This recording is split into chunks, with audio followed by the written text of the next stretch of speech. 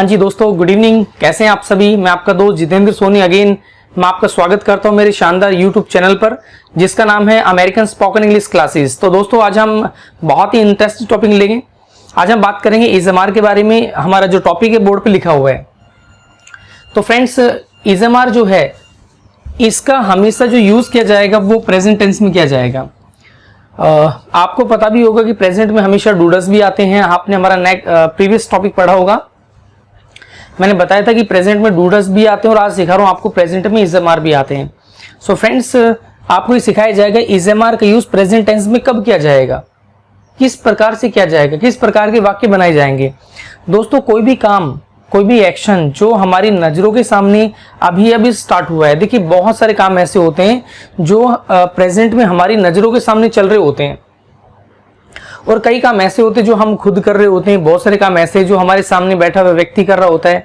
कई बार ही कर रहा होता है, कोई सी कर रहा होता है, मोहन कर रहा होता है, सोहन कर रहा होता है, राहुल कर रहा होता है। बहुत सारे लोग किसी ना किसी काम को कर रहे होते हैं। तो आज सिखाएंगे आपको कोई भी काम कोई व्यक्ति कर रहा है तो इंग्लिश में कैसे बोलेंगे।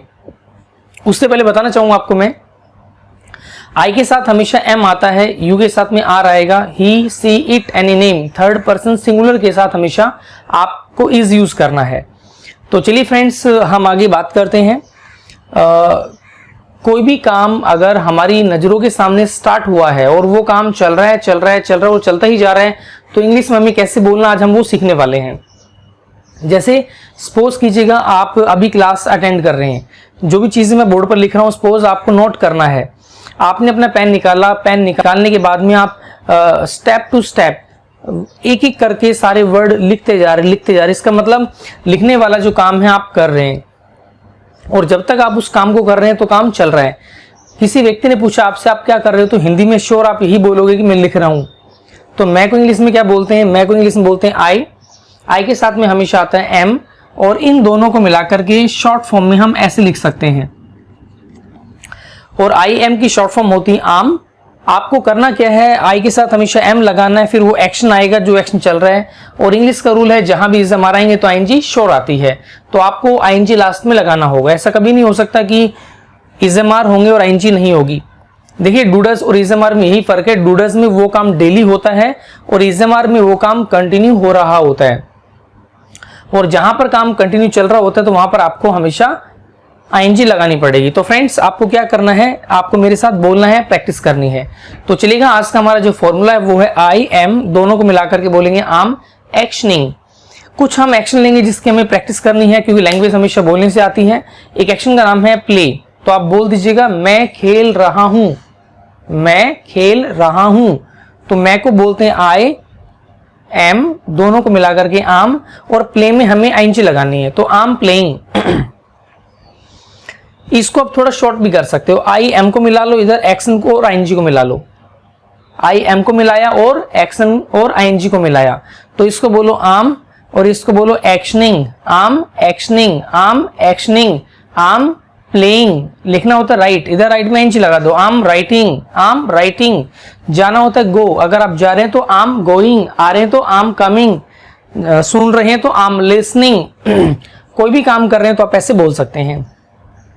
दोस्तों, एक एक्शन नाम है स्टडी, पढ़ना। अगर आप पढ़ाई करें तो कैसे बोलेंगे, आम स्टडिंग। इसी प्रकार के वाक्य बना सकते हैं। बहुत बार ऐसा भी होता है कि आप उस काम को नहीं कर रहे हैं, तो जब भी आपको मना करना है तो इंग्लिश का रूल है हमेशा नॉट यूज करेंगे और नॉट अकेला नहीं आता, तो आम तो हूबहू बोलना पड़ेगा, फिर आपको नॉट लगाना है, फिर आपको एक्शन में आईएनजी लगानी है और आपको इंग्लिश में बोल देना है आम नॉट एक्शनिंग। जब भी आप यस बोलते हैं तो आपकी गर्दन यूं चलती है, आम एक्शनिंग, और मना करते हैं तो आम नॉट एक्शनिंग। गर्दन की जो मूवमेंट है, आपके एक्सप्रेशन यूज कर सकते हैं आप, आम नॉट एक्शनिंग। जैसे एक एक्शन का नाम है स्मोक, आपको लग रहा है आप स्मोक नहीं कर रहे, मना कर सकते हैं आम नॉट स्मोकिंग।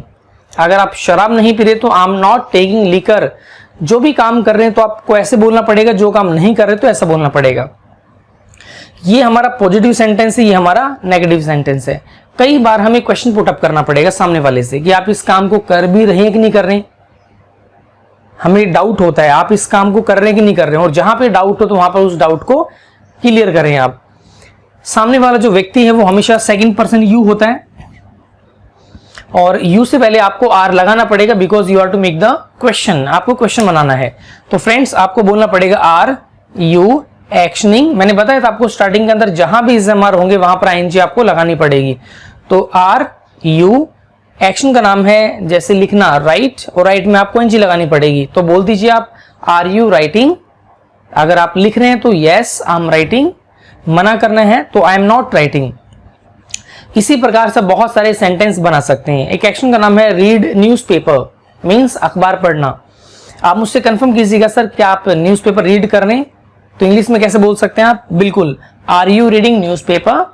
आप रीड कर रहे हैं तो yes I am reading newspaper, मना करते हैं तो I am not reading newspaper. अगर हमें बात करनी हो दे के बारे में, दे का मतलब क्या होता है? जिसमें दो या दो से ज्यादा व्यक्ति शामिल होते हैं। आप क्वेश्चन बनाइएगा क्या वे दोनों स्टडी कर रहे हैं? तो कैसे क्वेश्चन बनाएंगे आप? अब जहां पर दे का यूज किया जाएगा तो वहां पर आपको दे से पहले आर लगाना पड़ेगा और हमारा क्वेश्चन बनेगा आर दे, और सेम आपको एक्शन में आईएनजी लगानी पड़ेगी। तो क्वेश्चन बनेगा आर दे रीडिंग न्यूज़पेपर। अगर वो अखबार पढ़ रहे हैं तो दे आर रीडिंग न्यूज़पेपर बोल सकते हैं आप। और मना करना हो तो they are not reading newspaper. आपको इस प्रकार के वाक्य बोल देने हैं। तो अभी तक आपने क्या सीखा? अगर क्वेश्चन सामने वाले से है तो are you action plus ING. अगर क्वेश्चन दो या दो से ज्यादा के लिए है तो are they action plus ING. और कई बार हमें क्वेश्चन हमारे खुद के लिए पूछना पड़ जाता है, जैसे क्या हम सब पढ़ाई कर रहे हैं? हम, तो हम के लिए यहां पर मैंने वी लिखा है तो बोलेंगे आर वी एक्शनिंग। एक्शन कोई भी हो सकता है, जैसे एक्शन का नाम है स्टडी, आर वी स्टडिंग। अगर हम स्टडी कर रहे हैं तो यस वी आर, दे को हटा देंगे यहां से आप, वी आर स्टडिंग, राइट। मना करते हैं तो वी आर नॉट स्टडिंग। कई बार लैंग्वेज में क्या होता है, एक क्वेश्चन अपने लिए पूछना पड़ जाता है आई के लिए, जैसे क्या मैं जा रहा हूं, क्या मैं खड़ा हूं, क्या मैं बातें कर रहा हूं? इंग्लिश में कैसे बोलेंगे आप? तो आर तो आपको यूज नहीं करना, तो वहां पर आपको क्या करना है, यहां पर आपको इस प्रकार से शुरुआत करनी है, एम आई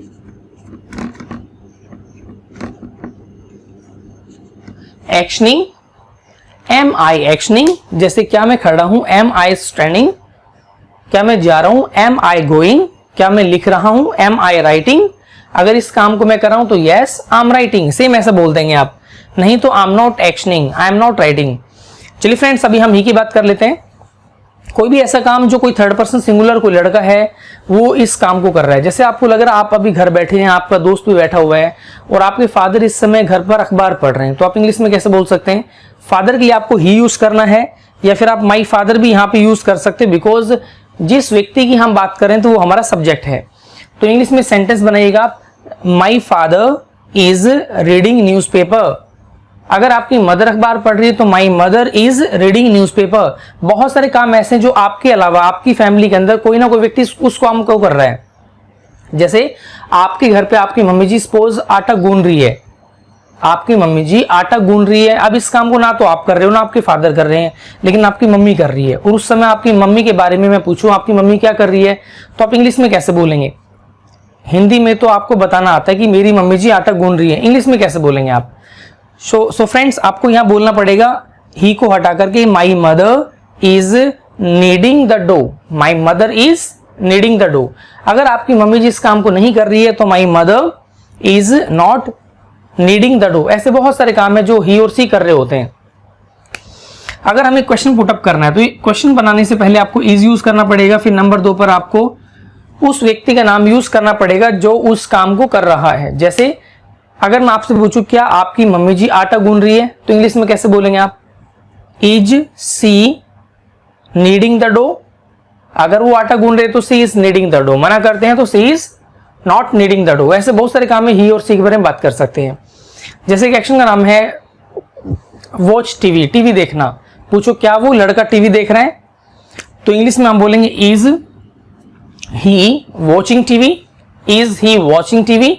अगर वो टीवी देख रहा है तो ही इज वॉचिंग टीवी। मना करते हैं तो he is not watching TV. आप इन सेंटेंस को यूज कर सकते हैं।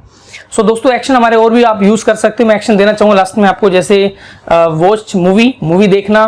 गो टू ऑफिस, ऑफिस जाना, गो ऑन पिकनिक, पिकनिक जाना, गो फॉर मॉर्निंग वॉक, सुबह की सैर पर जाना, एक्सरसाइज, एक्सरसाइज करना, ये सारे के सारे आप एक्शंस यूज कर सकते हैं। लास्ट में एक बात जरूर कहना चाहूंगा, आपको हमारी वीडियो अगर अच्छी लगी तो उसको लाइक करें, शेयर करें, सब्सक्राइब जरूर करें। चलिए मिलते हैं आपके साथ नेक्स्ट वीडियो के अंदर। Nice meeting all of you.